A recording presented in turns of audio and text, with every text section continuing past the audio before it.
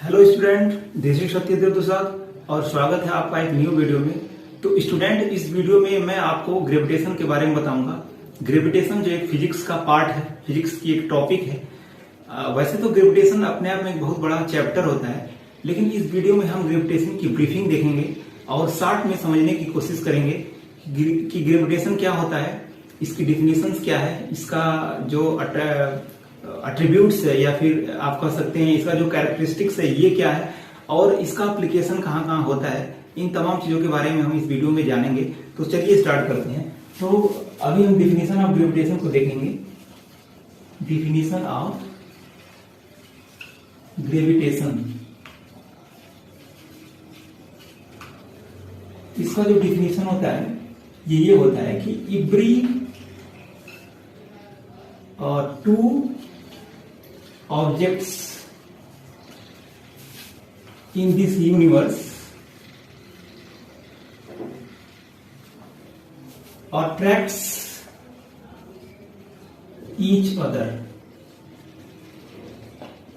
इसका मतलब क्या हुआ कि इस यूनिवर्स में जितने भी ऑब्जेक्ट्स हैं वो एक दूसरे को आकर्षित करने की कोशिश कर रहे हैं। मैं इस कमरे में हूं और इस कमरे में रखी सारी वस्तुएं एक दूसरे को आकर्षित कर रही हैं अपनी तरफ। जैसे ये आपका एक डस्टर हो गया और ये मार्कर हो गया आपका, इन दोनों के बीच में अट्रैक्शन लग रहा है। मेरे और इस डस्टर के बीच में भी एक अट्रैक्शन काम कर रहा है। तो इस कमरे में जितनी भी वस्तुएं हैं, जितने भी ऑब्जेक्ट्स हैं, उनके बीच एक अट्रैक्शन फोर्स काम कर रहा है जो एक ग्रेविटेशन फोर्स होता है। इसको आप एक एग्जाम्पल की तरह समझेंगे। जैसे मान लीजिए एक आपका ये एक बॉडी हो गया और दूसरी बॉडी ये हो गई। ये m1 मास का है और ये m2 मास का है। तो ये दोनों बॉडी एक दूसरे को अपनी तरफ क्या कर रही हैं, आकर्षित कर रही हैं। ये इसको इधर खींच रहा होता है और ये इसको इधर खींच रहा होता है। ठीक है, तो ये तो हो गया। अभी जैसे ये मार्कर है, इसको मैंने ऊपर फेंका, ये नीचे आ रहा है। आपने एक एग्जाम्पल सुना होगा न्यूटन का एग्जाम्पल, कि न्यूटन अपने फल के बागीचे में था और उसके सर पर एक सेब गिरा और वहां से ग्रेविटेशन का कंसेप्ट आया। ऐसा नहीं है, ग्रेविटेशन का जो कंसेप्ट है वो 2 से 3 सेंचुरियों में बना है। लेकिन न्यूटन ने क्या किया, इस ग्रेविटेशन का जो कंसेप्ट है इसको फॉर्मुलाइज वे में, एक थियोरेटिकल वे में लोगों के सामने पेश किया। इसीलिए इसका श्रेय न्यूटन को जाता है। तो इसीलिए इस लॉ को हम न्यूटन लॉ ऑफ ग्रेविटेशन भी बोलते हैं। ठीक है, तो अब हम इस फोर्स का कुछ नेचर्स के बारे में अध्ययन करेंगे कि ये जो फोर्स है, इन दो बॉडी के बीच में जो ये फोर्स अप्लाई हो रहा है। सपोज ये आपकी m1 मास का है, m2 मास का है और इनके बीच में ये जो सेंटर ऑफ मास है और इनके बीच से एक लाइन गुजर रही है और ये इस तरीके से अट्रैक्शन हो रहा है इनके बीच में। तो ये जो फोर्स है, ये जो फोर्स अप्लाई हो रहा है इन दो बॉडी के बीच में, जो कि ग्रेविटेशनल फोर्स है, वो किन फैक्टर पे डिपेंड करता है उसको हम समझने की कोशिश करते हैं। सपोज ये इसका जो वेट है वो वेट नहीं, इसका मास 1 kg है और इसका भी मास 1 kg है और इनके बीच का जो डिस्टेंस है सपोज वो d है। ठीक है, वो d है। तो अब हम क्या करते हैं, इसके मास को दोगुना कर देते हैं। ठीक है, इसको हम 2 kg बना देते हैं।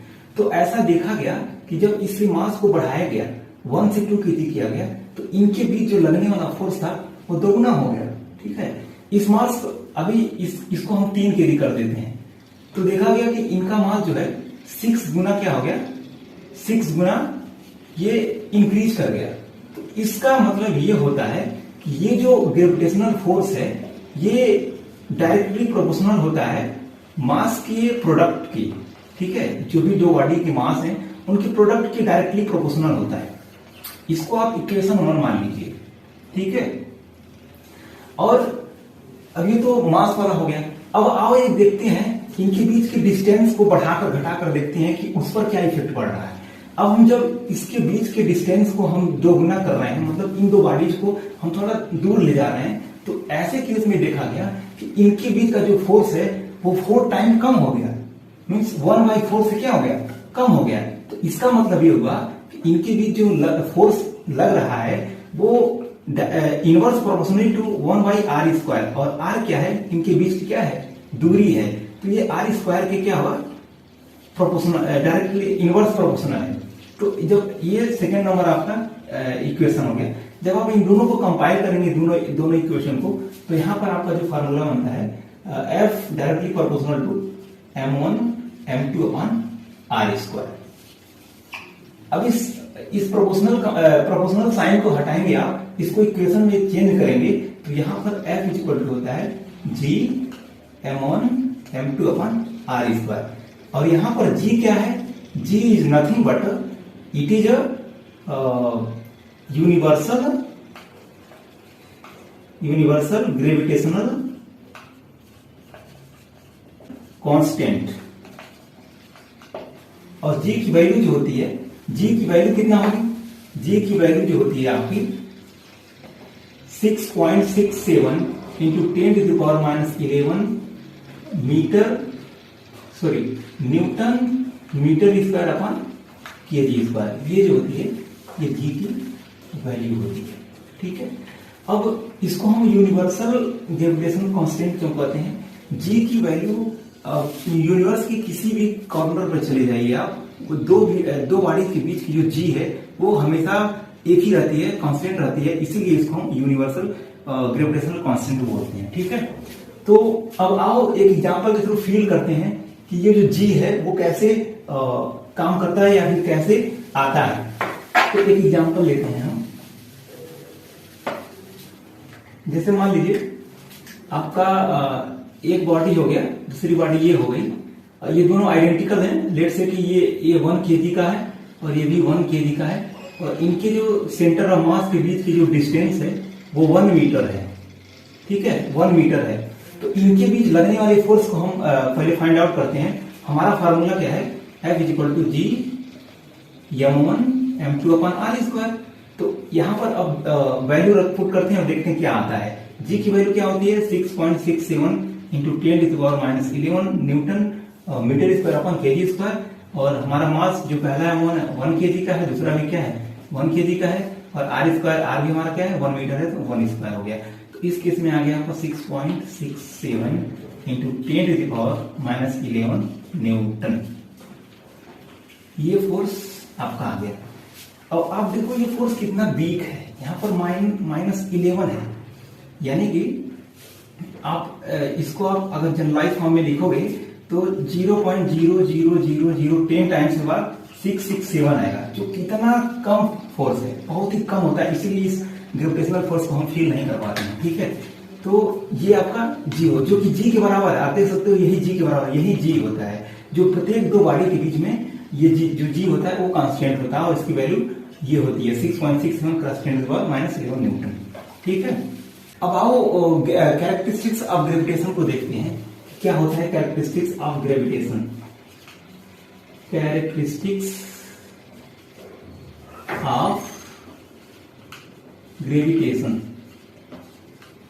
आप ग्रेविटेशनल फोर्स भी बोल सकते हो। तो पहला जो इसका कैरेक्टरिस्टिक होता है ये सेंट्रल फोर्स होता है। सेंट्रल फोर्स होता है। सेंट्रल फोर्स कैसे होता है? आओ सेम एग्जांपल लेकर समझते हैं। जैसे मान लो आपकी बॉडी एक ये हो गई, दूसरी बॉडी ये हो गई, इसका सेंटर ऑफ मास ये हो गया, इसका सेंटर ऑफ मास ये हो गया, और इनके सेंटर ऑफ मास से गुजरने वाली लाइन ये हो गई। तो ये जो M1 मास का जो बॉडी है और ये M2 मास की जो बॉडी है, क्या M1 मास का जो बॉडी है ये इसको इस तरीके से भी तो अटैक कर सकता है, या फिर इसको इस तरीके से भी तो अटैक कर सकता है, लेकिन नहीं, ये ऐसा नहीं करता है। ये केवल इस तरीके से अट्रैक्ट करता है इसको, इसीलिए इस तरीके से नहीं करता है, केवल इस तरीके से अट्रैक्ट करता है, इसलिए इसको हम सेंट्रल फोर्स बोलते हैं, ठीक है। आई होप कि आपको ये पॉइंट क्लियर हो गया होगा। और दूसरा पॉइंट है जो आपका वो होता है ये ऑलवेज अट्रैक्शन होता है। ऑलवेज अट्रैक्शन या फिर अट्रैक्टिव फोर्स भी बोल सकते हो। ये जो ग्रेविटेशनल फोर्स है, दो बॉडी के बीच लगने वाला अट्रैक्शन फोर्स होता है। ये कभी भी रिपल्सन फोर्स के जैसा बिहेव नहीं करता है। जैसे ये हमारी एक बॉडी हो गई, दूसरी बॉडी ये हो गई, तो इनके बीच में हमेशा अट्रैक्शन काम करेगा, रिपल्सन काम नहीं करेगा। जैसा अगर आप चुंबक का एग्जांपल लेते हैं तो चुंबक में दो पोल होते हैं, एक नॉर्थ पोल होता है और एक साउथ पोल होता है। तो जब हम नॉर्थ पोल और साउथ पोल, जब दो डिफरेंट नेचर के पोल को एक साथ लाया जाता है तो उनमें अट्रैक्शन होता है। बट अगर सेम नेचर के अगर पोल को आप साथ ला रहे हैं तो उनमें रिपल्सन होता है। ये आपको इलेक्ट्रोमैग्नेटिक फोर्स में भी देखने को मिल जाएगा, आपको चुंबक में भी मिल जाएगा। लेकिन अगर आप ग्रेविटेशनल फोर्स के बारे में बात करेंगे तो ग्रेविटेशनल फोर्स में ऐसा नहीं होता है। ग्रेविटेशनल फोर्स में केवल ये अट्रैक्शन फोर्स होता है, इन दो बॉडियों के बीच केवल अट्रैक्शन काम करेगा, रिपल्सन का काम नहीं करेगा। तो इसीलिए हम कह सकते हैं ये हमेशा अट्रैक्टिव होता है, अट्रैक्शन का काम करता है, ठीक है। और तीसरा जो पॉइंट है आपका अपोजिट एंड इक्वल होता है, इक्वल एंड अपोजिट होता है। जैसे ये आपकी बॉडी हो गई, दूसरी बॉडी ये हो गई, ठीक है, और ये दोनों एक दूसरे को आपस में अट्रैक्ट कर रहे हैं। सपोज ये 2 न्यूटन का फोर्स लगा करके ये वाला इसको अपनी तरफ अट्रैक्ट कर रहा है, तो ये बॉडी भी सेम फोर्स से 2 न्यूटन से भी इसको अपनी तरफ आकर्षित करेगी। So that's why we say that these are equals and opposite. Gravitational force equals और अपोजिट होता है, ठीक है। आई होप कि आपको ये पॉइंट भी क्लियर हो गया होगा। नाउ चौथा जो पॉइंट है इंडिपेंडेंट ऑफ मीडियम। अब ये इसका मतलब क्या हुआ कि ग्रेविटेशनल फोर्स जो है ये मीडियम पर डिपेंडेंट नहीं होता है। जैसे अगर इन दो बॉडियों के बीच में हमको ग्रेविटेशनल फोर्स को फाइंड आउट करना है, तो चाहे हम इसको वैक्यूम में निकालें या फिर एयर में निकालें या फिर वाटर में निकालें, इनका जो वैल्यू है वो सेम आएगी, मतलब कोई भी चेंज जो है इनके वैल्यू में नहीं आएगी। So that's why we say that gravitational force is independent of the medium, ठीक है। अब पांचवा जो पॉइंट होता है आपका independent of the object between the 2 bodies और 2 ऑब्जेक्ट्स। इस पॉइंट का क्या मतलब है? अगेन एग्जांपल लेते हैं, ये 2 बॉडीज हो गई, ये 1 बॉडीज हो गई, ये सेकेंड बॉडीज हो गई।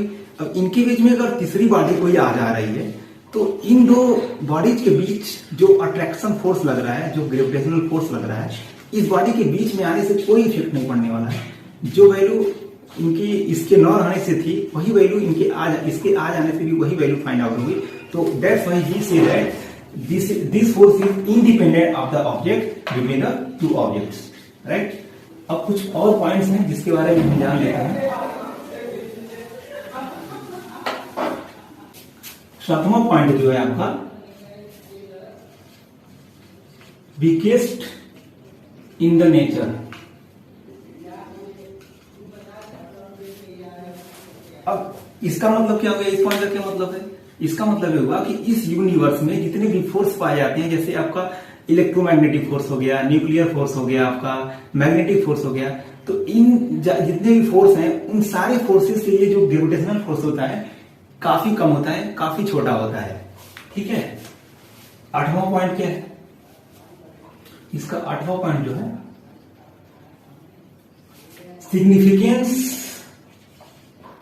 Significance of the heavy bodies. इसका क्या मतलब है? Significance of the heavy bodies. जैसे मैं और पृथ्वी के बीच जो फोर्स लग रहा है, मेरे और पृथ्वी के बीच जो फोर्स लग रहा है उसको हम फील कर पा रहे हैं, लेकिन इस ऑब्जेक्ट्स और इस ऑब्जेक्ट के बीच जो फोर्स लग रहा है वो पता नहीं चलता है, उसको फील नहीं कर पाओगे आप।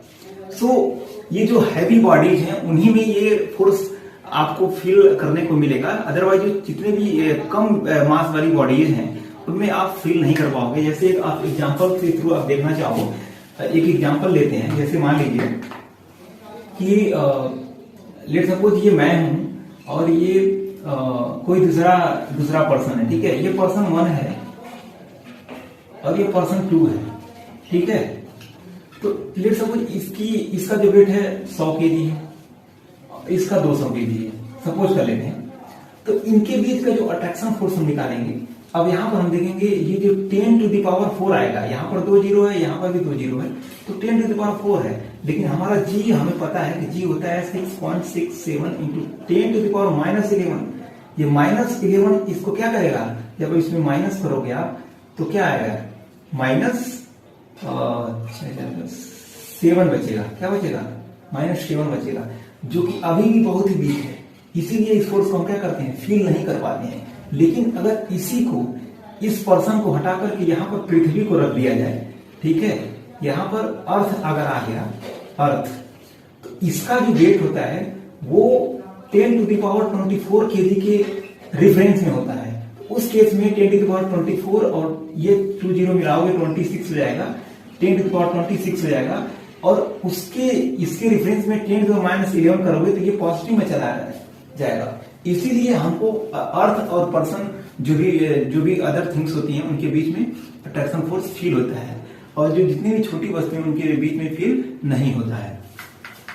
ठीक है, तो अब हम देखेंगे इसका एप्लीकेशन क्या है। ये जो तो आओ इस ग्रेविटेशनल फोर्स का एप्लीकेशन देख लेते हैं कि कहां कहां पर हम इस ग्रेविटेशनल फोर्स को यूज कर सकते हैं और कहां कहां इस लॉ का यूज होता है। तो इसका जो सबसे पहला एप्लीकेशन है, discovering the new planets and star in the universe.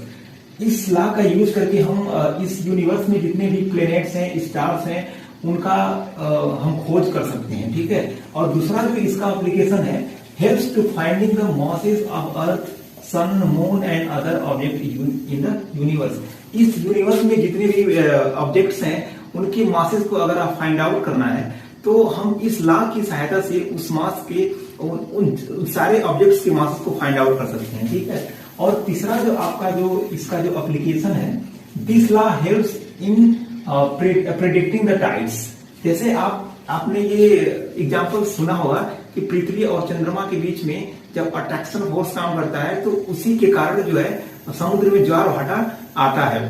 तो वो अट्रैक्शन फोर्स यानी कि ग्रेविटेशनल फोर्स की वजह से ही आता है। तो वो कितना तेज होगा, कब आएगा, इन तमाम चीजों का अनुमान जो है इस ग्रेविटेशनल फोर्स के जो लॉ है उससे हम फाइंड आउट कर सकते हैं।